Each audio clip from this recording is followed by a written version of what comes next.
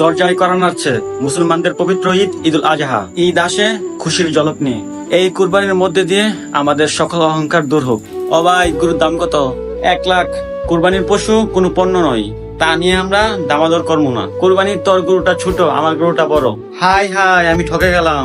এমন আফসোস করবেন না, কুরবানির পশুর কোনো দাম হয় না। কুরবানি দেওয়া হয় শুধুমাত্র আল্লাহকে খুশি করার জন্য। তোর থেকে ওর গরুটা বড়, এরকম করে কাউকে খুশা দিবেন না।